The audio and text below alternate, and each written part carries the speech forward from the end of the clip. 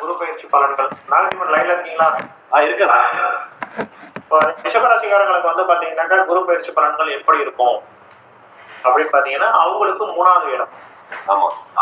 இப்போ ரிஷபராசிக்காரங்களுக்கு 3வது இடத்துல குரு போய் சஞ்சாரம் பண்றதுன்றது எப்படி இருக்கும் அப்படின்னு பாத்தீங்கன்னா இந்த குரு பயிற்சி வந்து ரிஷபராசிக்காரங்களுக்கு சூப்பராகவே நல்லாவே இருந்திருக்கும். இது வரக்கூடிய அடுத்த இதுல வந்து புது முயற்சிகள் அவங்க எடுக்கிறத கொஞ்சம் கவனமா எடுக்கணும் ரிஷபராசிக்காரங்க. ஏன்னா அவங்களுக்கு 3வது ராசியில போய் குரு சஞ்சாரம் பண்றது. நீங்க எழுதுறது கூட அப்புறம் எழுதிக்கலாம் சார், இது எல்லாமே உங்களுக்கு யூடியூபா வரும். ஏன்னா நான் சொல்லக்கூடிய விஷயங்களை நல்லா உள்வாங்க. ஏன்னா ரிஷபராசிக்காரர்களுக்கு 3ஆம் இடத்துல குரு சஞ்சாரம் பண்றதுன்றது பாத்தீங்கன்னா புது முயற்சிகள். அதே மாதிரி ரிஷபராசிக்காரங்களுடைய இளைய சகோதர சகோதரி, அதே மாதிரி அவங்களோட தைரியங்கள், இதெல்லாம் கொஞ்சம் கவனமா இருக்கிறது. சரி, அந்த ரிஷபராசிக்காரர்களுக்கு குரு பார்வை எங்க இருக்கு அப்படின்னு பாத்தீங்கன்னா அவங்களுடைய 9ஆம் இடம். அவங்களுடைய கௌரவம் ரொம்ப சிறப்பா இருக்கும்.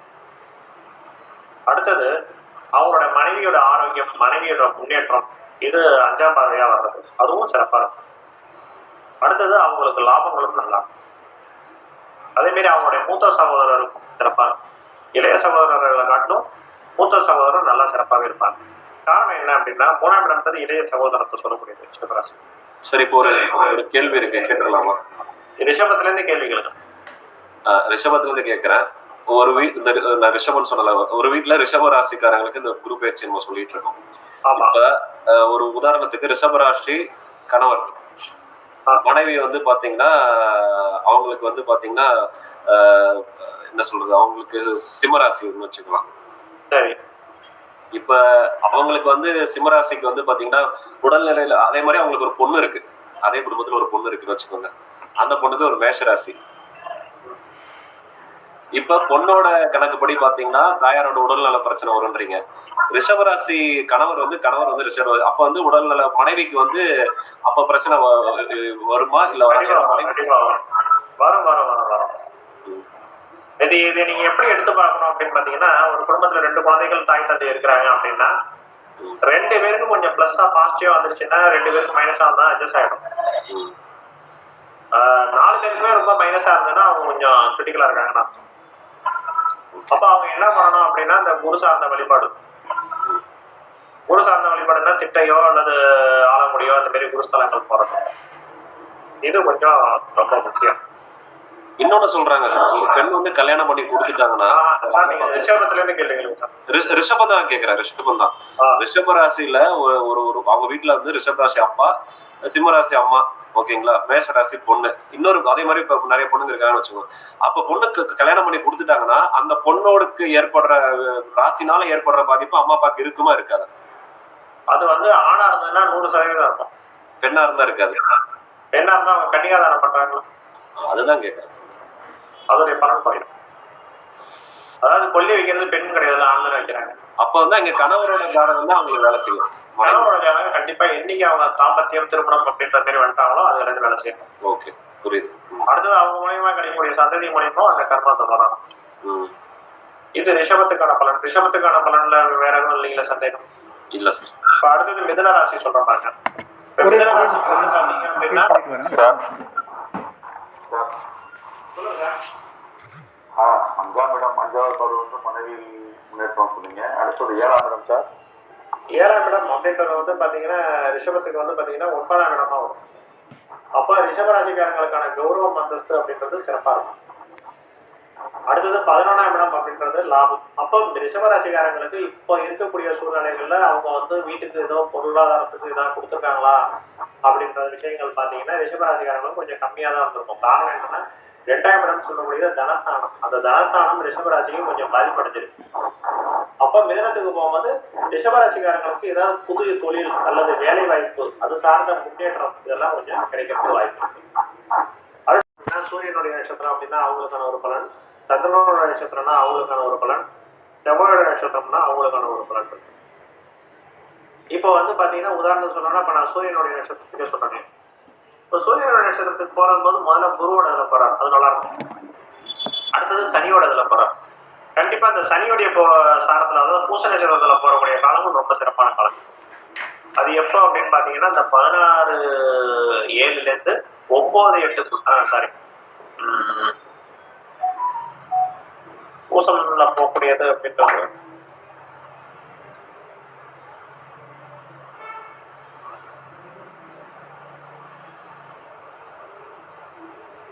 ஆணி 4ல இருந்து ஆவணி 1 இந்த டைம் வந்து அதாவது சிறப்பாகவே இருக்கும். இந்த மாசத்தோட நோட் பண்ணிக்கோங்க சார். அது இங்கிலீஷ்ல அப்புறமா கன்வெர்ட் பண்ணி சொல்றேன். ஆணி 4ல இருந்து ஆவணி போதா சார்? ஆவணி 1 வரைக்கும். ஜூலை ஆகஸ்ட் தானே சார்? ஆமாங்கம்மா ஆமாங்கம்மா. அதை நான் டீட்டெயிலாக நோட் பண்ணல, எனக்கு அது உங்களுக்கு சொல்ல பிடிக்கும். அதாவது ஜூலை 17லேருந்து வச்சுக்கோங்களேன். ஆணி 4 இருக்க நான் எடுத்து பார்த்து சொல்லுவேன். கொஞ்சம் அப்படி இருக்கேன். ஆணி 4ன்றது வந்து பார்த்தீங்கன்னா ஜூன் 18. ஜூன் 18லேருந்து சார் நான் கேட்குதா சார்? சார் சொல்லுங்க சார். ஆணி 4லேருந்து ஆவணி 1, ஜூன் 4லேருந்து ஆகஸ்ட் 18 கூட இந்த ஏதாவது ஒரு விஷயங்களை அவங்க ஸ்டார்ட் பண்ணாங்கன்னா சிறப்பாக இருக்கும்.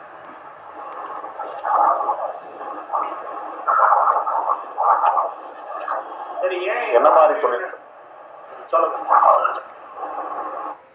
சார். சொல்லுங்க சார், நீங்க சொல்லி முடியுங்க. சொல்லுங்க சார், எதுவும் சொல்லாதீங்க, சொல்லுங்க. அதான் சார், புதிய தொழில் நம்ம சொல்லியிருக்கீங்க, அதுக்கான காலத்தையும் சொல்லிட்டீங்க. என்ன மாதிரி தொழில் செஞ்சா அது கரெக்டா இருக்கும்? அதை நான் அப்புறம் சொல்றேன். இதுல என்ன ஒரு விஷயம் நீங்க கவனிக்கணும் அப்படின்னா, அருண் சார் நீங்க ஒரு விஷயம் நல்லா கவனிங்க. இப்போ இந்த இடத்துல ஒரு முக்கியமான ஒரு விஷயம் சொல்ல போறேன். சொல்லுங்க சார். சூரியனோட நட்சத்திரத்துக்கு வந்து இல்ல மைக் ஆன் பண்ணுங்க நீங்க. சொல்லுங்க சார். சூரியனோட நட்சத்திரத்துக்கு வந்து சனியோட நட்சத்திரத்துல செய்யுங்க சிறப்பா இருக்கும் அப்படின்னு சொன்னேன். அப்போ உங்களுக்கு ஒரு சந்தேகம் வந்திருக்கும். சொல்லுங்க சார். சூரியனும் சனியும் பகை தானே? ஆமா சார். அப்புறம் ஏன் உங்களை ஆரம்பிக்க சொல்லும்போது அது எப்படி ஆமான்னு அப்படியே ஒத்துக்கிட்டீங்க? நாகதேவன் புரியுதா? புரியுது சார். உங்களுக்கே அந்த இடத்துல சந்தேகம் இல்ல?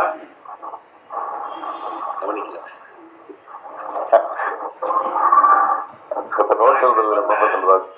இப்ப நான் கேக்குறேன், இப்ப நான் சொன்னது ரைட்டா தப்பா? அப்ப அதுல ஏதோ ஒரு கூட்டம் இருக்கு. ரிஷப ராசியிலிருந்து மகர ராசியும் கும்பராசியும் எத்தனாவது வீடு?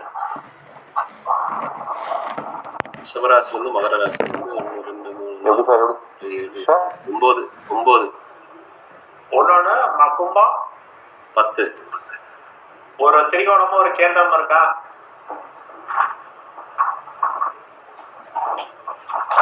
சார் சொல்லுங்க, நான் பேசிட்டே இருக்கேன், நீங்க தான் சொல்லுங்க. சார் சொல்லுங்க.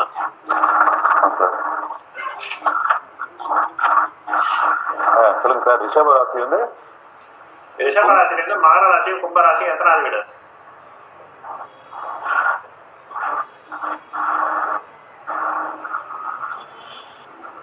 ஒன்பது 10 சார். 3ஆம் இடம் வந்து சிம்ம ராசி சார், மகர ராசி சார். அதெல்லாம் கேட்கல, நான் கேட்கறேன். 9 10. 9வது வீடுன்றது என்ன சொல்ல முடியாது?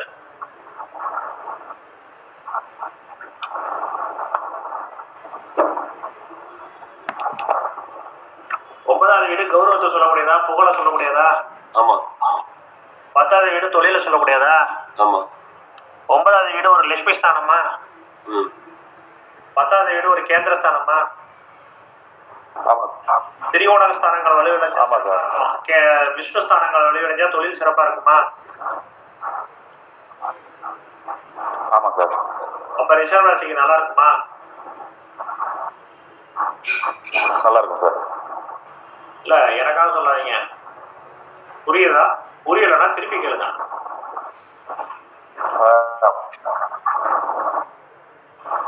ஹலோ, சொல்லுங்க சார். இல்ல நான் சொன்ன விஷயம் உங்களுக்கு புரிஞ்சுதா புரியலையான்னு தான் நான் கேட்கறேன். புரிஞ்சுது சார். புரிஞ்சுது சார். என்ன புரிஞ்சுது சொல்லுங்க.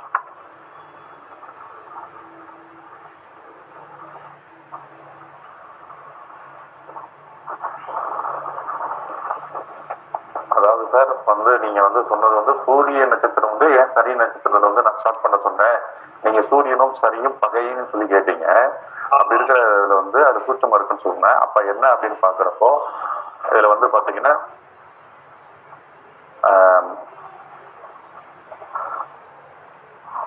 9ஆம் இடம் அப்படிங்கிறது வந்து பாத்தீங்கன்னா ஒருத்தனுடைய வாழ்க்கையில வந்து ஒரு சகல சௌபாக்கியம் கொடுக்கக்கூடிய இடம் 9ஆம் இடம்.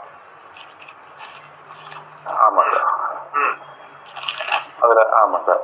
அடுத்தது 10ஆம் இடம்ங்கிறது வந்து பாத்தீங்கன்னா ஒரு ஜீவனஸ்தானம், கர்மஸ்தானம். ஆமா ஆமா, அந்த இடத்துல நம்ம தொழிலுங்கிறப்ப செய்யறப்போ நன்றாக இருக்கும் அப்படிங்கறத வச்சு சொல்லிருக்கீங்க அப்படிங்கறத சொன்னீங்க. அவ்வளவுதான் சனியோட சனியோட காலத்துல செய்யலாம் அப்படின்னு சொல்லி. அடுத்தது ஆயிலை நட்சத்திரத்துல போதே ஆயிலை நட்சத்திரத்துல சொல்லலாமே, ஏன் வந்து பூச நட்சத்திரத்துல இருக்கும்போது சொல்றாங்க?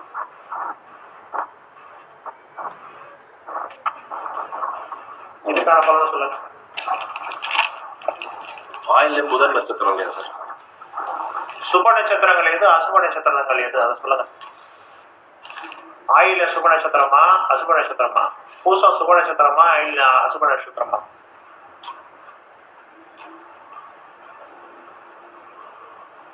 நட்சத்திரத்தை எடுத்து கட்டி பாருங்க.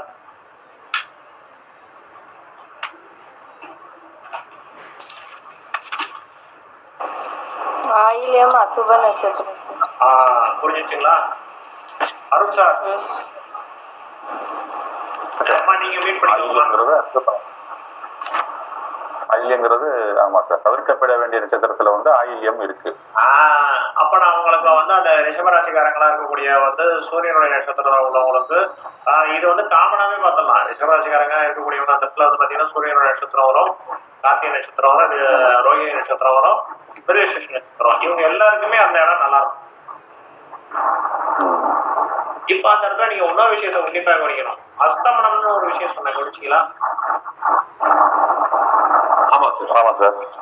அப்ப ஆணி 30ல இருந்து ஆடி 25 வரைக்கும் அஸ்தமனம் ஆகுது. அப்ப செய்யக்கூடாது. ஒண்ணு எப்ப செய்யணும்?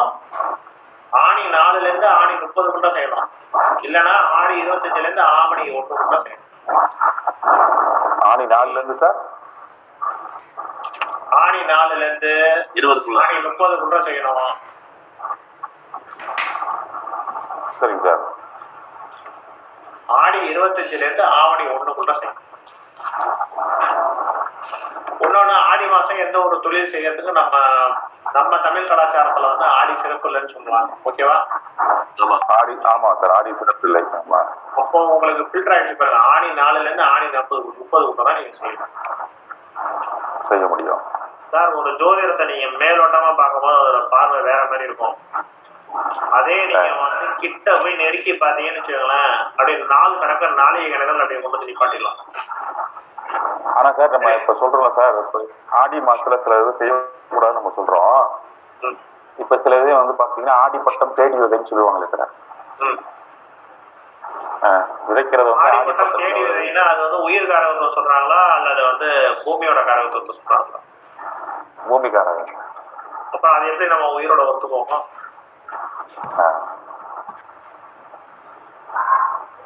சரிங்க சார். இல்ல நீங்க இதுல எல்லாம் மாற்று கருத்து இருந்தாலும் சொல்லுங்க. இல்ல மாற்று கருத்து இல்ல. நாதிபதி உங்களுக்கு புரிஞ்சுச்சா? புரியுது சார். புரியுது சார். இப்போ ஒரு முகூர்த்தம் நம்ம எடுக்கிறதுன்றதுக்கு அர்த்தம் அந்த முகூர்த்தம் எப்படி வருதுன்றது ரொம்ப முக்கியம். ஆமா. இப்போ வந்து இதெல்லாம் பார்த்து ஒரு திருமண முகூர்த்தம் எடுக்கிறோம் அப்படின்ற போது அதுக்கு பஞ்சக சுத்தி பார்க்கணும். அப்போ அந்த பஞ்சக சுத்தி எல்லாம் பார்க்கும்போது பாத்தீங்க அப்படின்னா அந்த நாளைக்கு ரொம்ப கிட்ட வரும். அப்ப அந்த மாரி செய்யக்கூடிய காலங்கள் இருக்கக்கூடிய விஷயங்கள் ரொம்ப சிறப்பா இருக்கும். புரியுது சார். சார் அடுத்தது மிதுன ராசிக்கு எப்படி இருக்குன்னு பார்ப்போமா? பார்த்துக்கலாம் சார். சார் ஒரே நிமிஷம்